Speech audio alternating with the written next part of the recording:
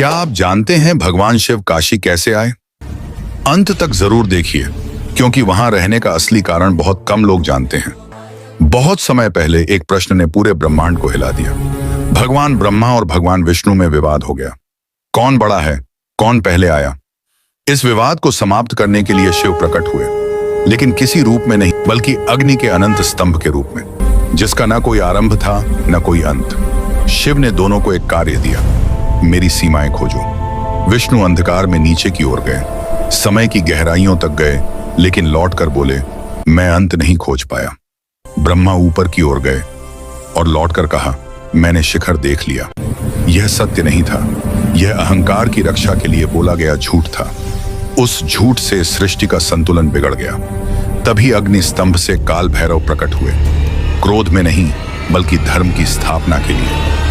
एक ही क्षण में काल भैरव ने ब्रह्मा का 5वां सिर काट दिया, वही सिर जिसने झूठ बोला था। लेकिन घटना यहीं समाप्त नहीं हुई। वह खोपड़ी भूमि पर नहीं गिरी, वह भैरव के हाथ से चिपक गई। वह खोपड़ी बन गई एक बोझ, सृष्टिकर्ता की हत्या का भार। तब काल भैरव भटकने लगे, बिना घर बिना विश्राम, वनों से नदियों के पार, एक तीर्थ से दूसरे तीर्थ तक। जहां भी गए खोपड़ी साथ रही, कोई स्थान उन्हें मुक्त न कर सका। अंततः वे एक नगर पहुंचे, काशी। जैसे ही काल भैरव ने काशी में प्रवेश किया, खोपड़ी उनके हाथ से स्वयं गिर गई। केवल यहीं और कहीं नहीं। इसी कारण काल भैरव काशी छोड़कर नहीं गए। वे काशी के रक्षक बने, काशी के कोतवाल। और शिव भी वहीं निवास करने लगे, क्योंकि काशी साधारण नगरी नहीं है। शास्त्र कहते हैं, जब सृष्टि का अंत होता है, जब सब कुछ शून्य में विलीन हो जाता है, तब भी काशी बनी रहती है। यह एकमात्र स्थान है जिसे शिव कभी नहीं छोड़ते।